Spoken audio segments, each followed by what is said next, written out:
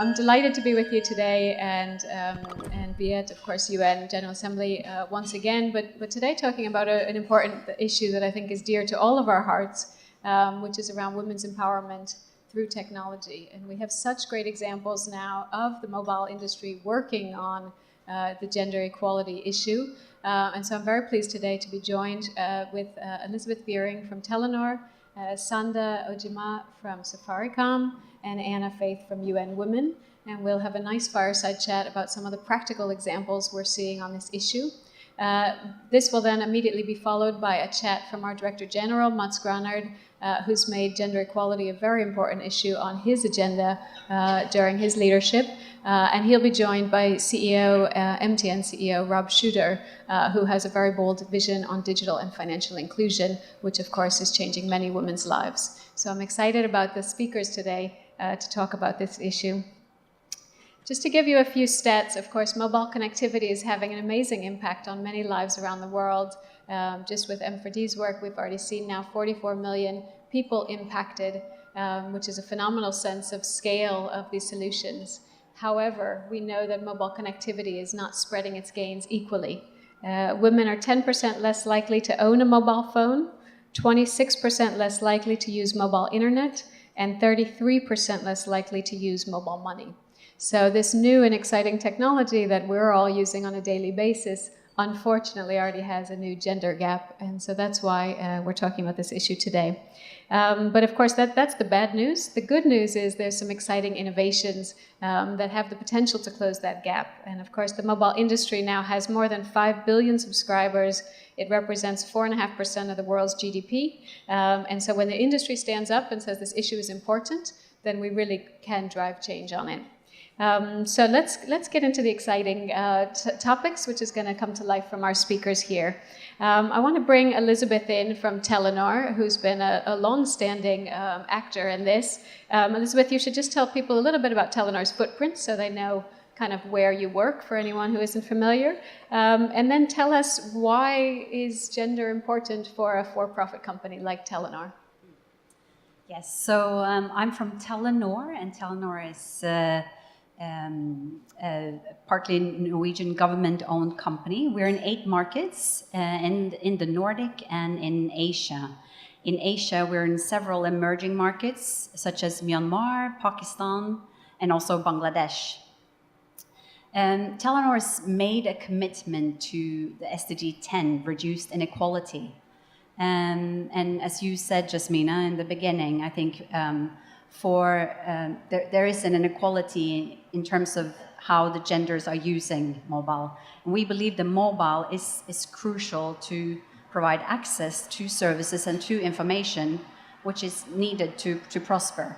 So having projects and trying to kind of increase women's use of our services is absolutely crucial. Wow, it's raining. I'd like to just give one example, if I can start with that, which is, having access, you need to have a digital ID. You need to have an ID to get access. And today, there's actually, in the world, it's 1.1 billion people that don't have an ID. Around 400 million of those are children. And in Pakistan, where Telenor is an operator, only 30% of children are registered at birth. The registration process is very cumbersome. The mothers have to travel far, from rural areas into towns to register the kids. It's a very kind of the process of registering your kid it's hard to understand. It takes a long time, and it's also quite a lot of bribery involved in the whole process. So together with UNICEF and the local government, Telenor has come up with a system where you actually use the mobile phone to register the kids. So there's lady health workers going around the villages taking photos of the ideas of the parents and then sending in this information to the national registration bureaus. So making it much easier to actually get registered and have a digital ID. This is crucial. We know that kids that doesn't have an ID and not registered are much more likely much more vulnerable to trafficking, to child marriage, to child work. And these things hits women specifically hard.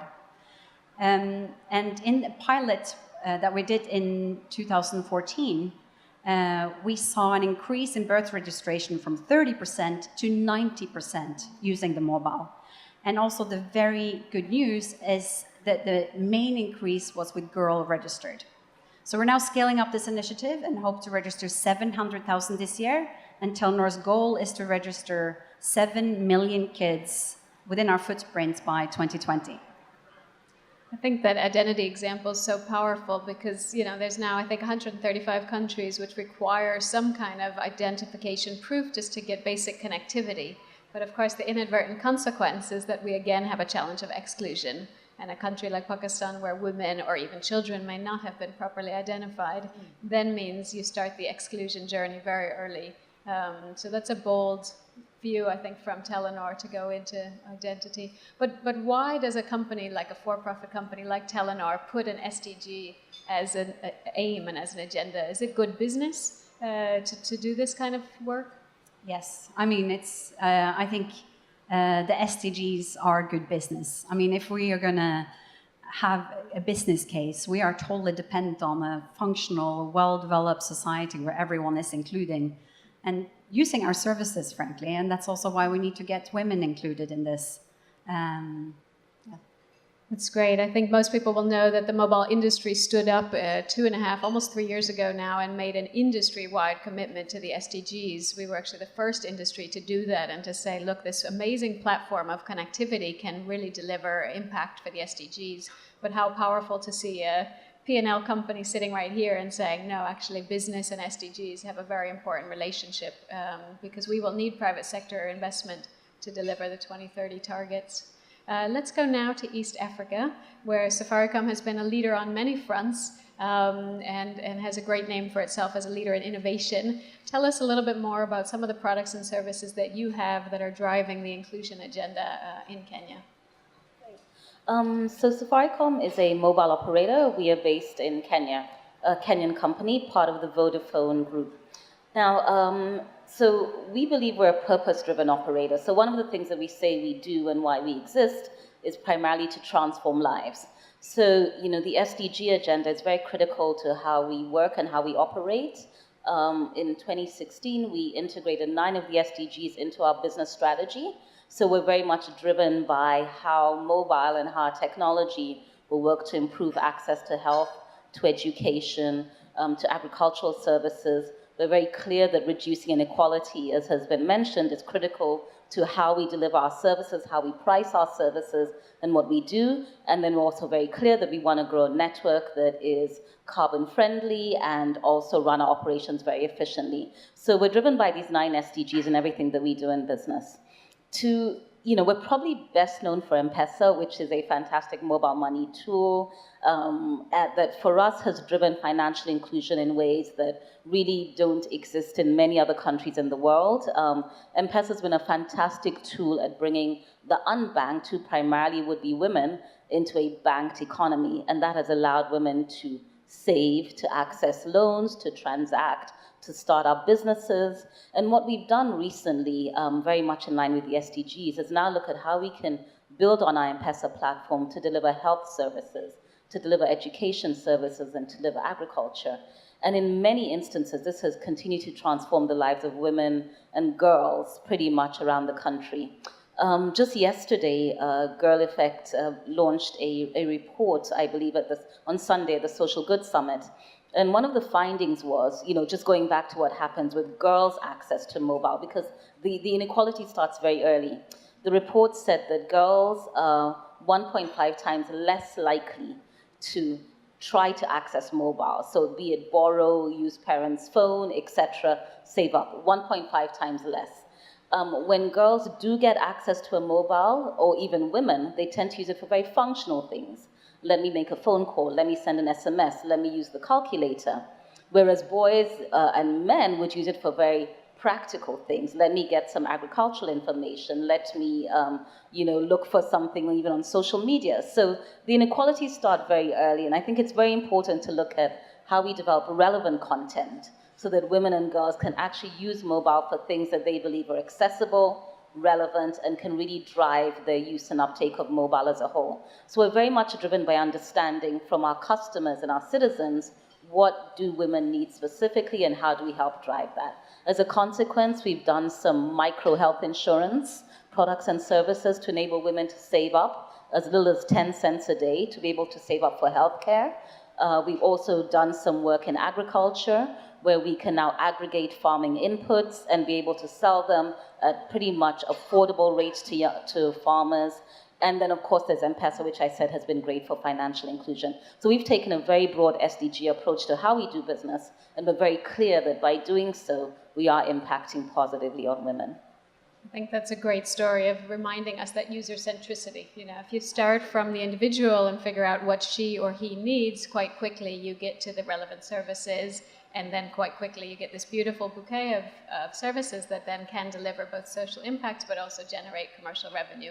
I mean, M-Pesa makes a good contribution now in the P&L of Safaricom. Absolutely. And it sounds like health has that potential as well. Yeah. So we're going to come back and hear a few more of the innovations, but I want to bring Anna into the conversation as well, who represents UN Women. And of course, being here at the UN General Assembly, we know just how important SDG 5 has been to the UN, and the mandate of UN Women only grows. So we'd love to hear from you around some of these policy dimensions and what the broader universe of government and other actors need to do to ensure that private sector indeed can make the contributions we believe they can. Thank you so much.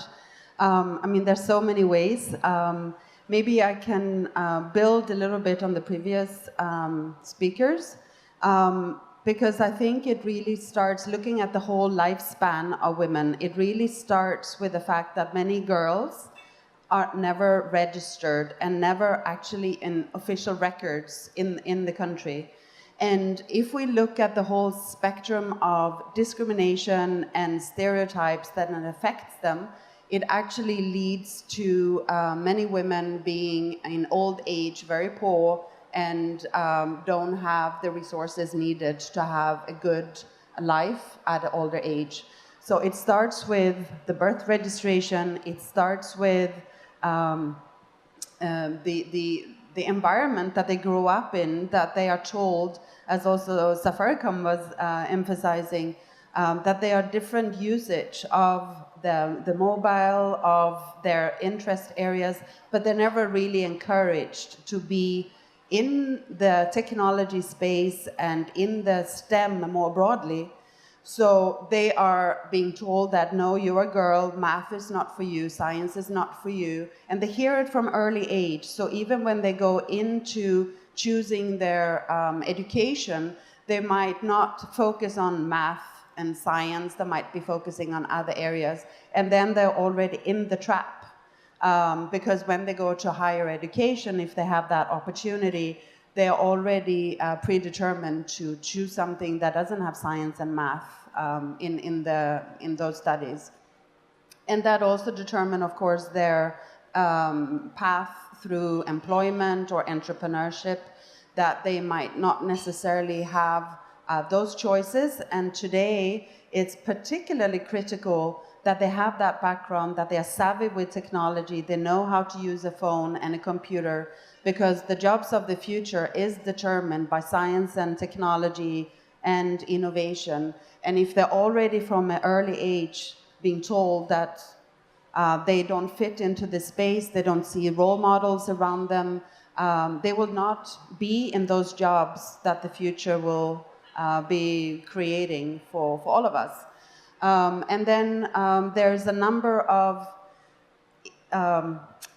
what should I say, factors that influence also for those women who might get into the technology space, who have not been deterred in early age, they come into the workplace and they find themselves in an environment that is not set up for women.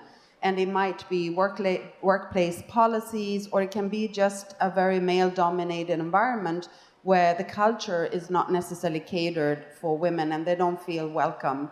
So we talk about diversity and inclusion in the workplace, and diversity is to bring the mix.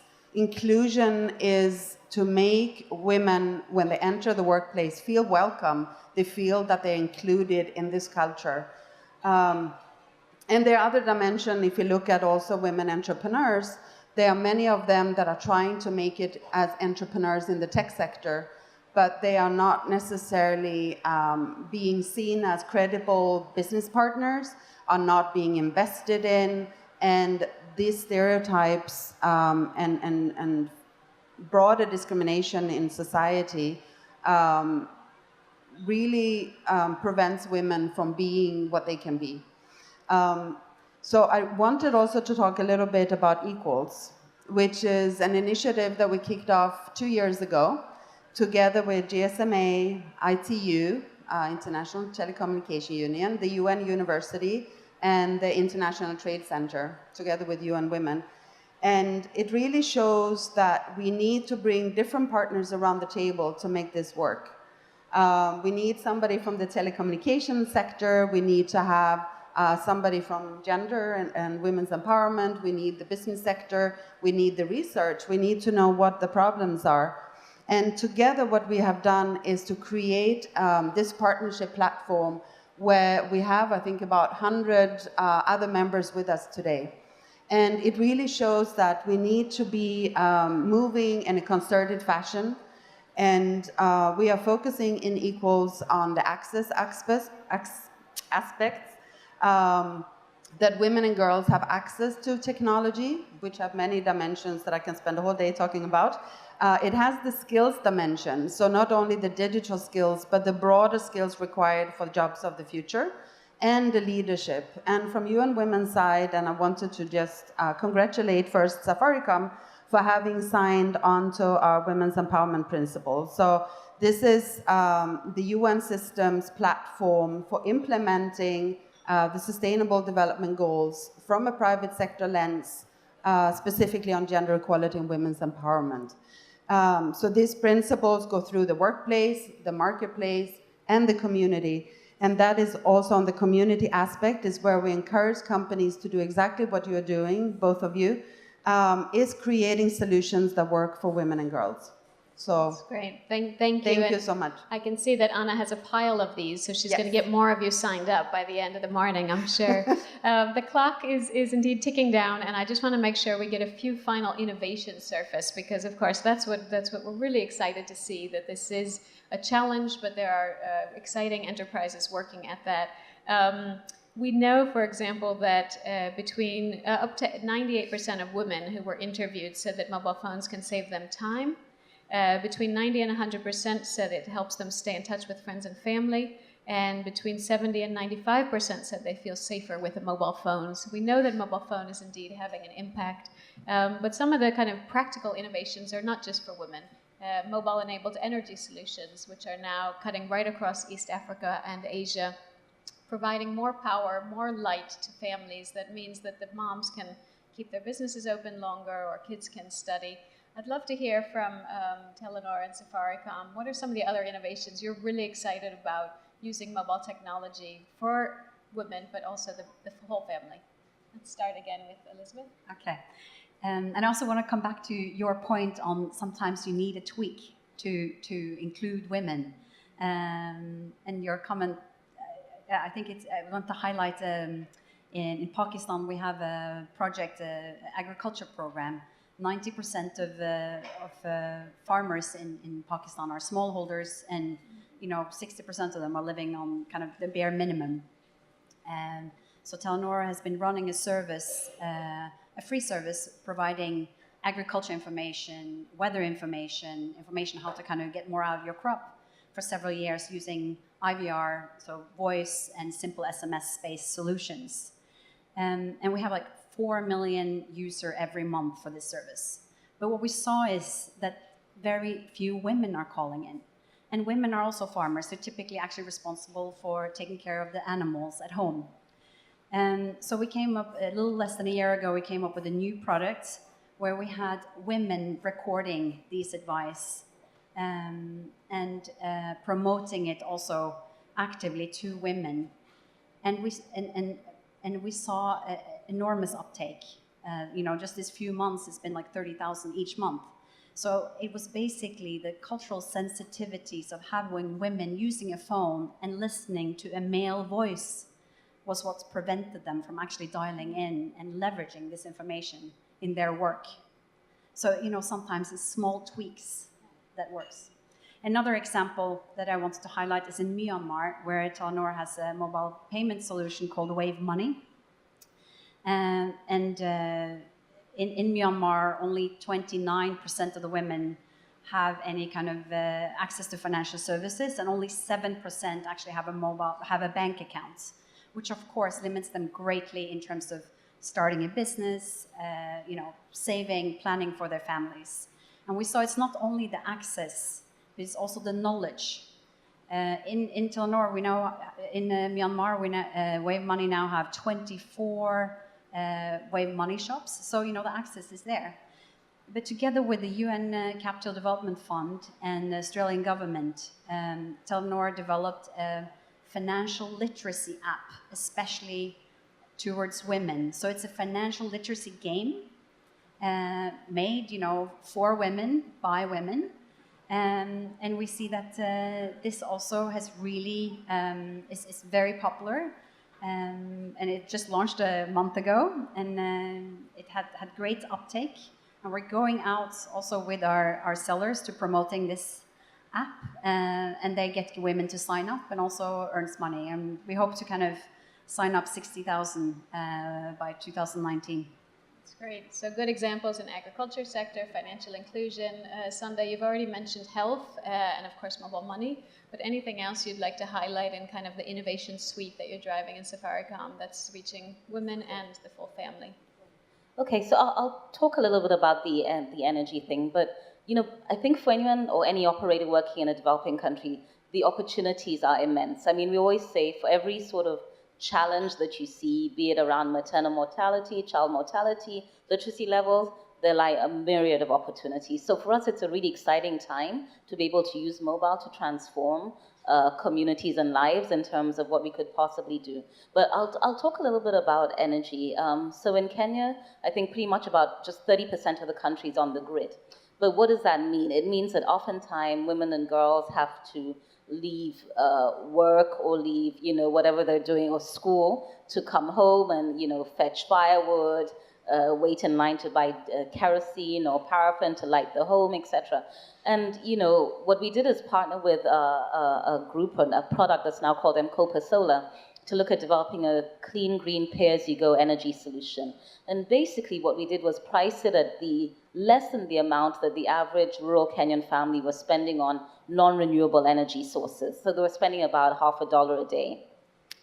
We priced it about 40 cents and built this unit where you have a central control with lamps that you could light up a house. It also has charging ports. So it doesn't replace yet a cooking solution, but it provides clean, green lighting for home. But what does this mean? It means that there's less time spent first using harmful sources of energy. Families can stay up late, they can read, they can study, they've linked it to asset financing, so able to access now radio and information and television and also devices. So a simple solution that is driven on energy first has opened up a whole world around information and access to knowledge. It's also helped in terms of health status. You don't have to sit around smoky fires or smoky lamps trying to read and study. Women report that they've been able to stay up and open businesses, small kiosks, and trade in safety because there's lighting.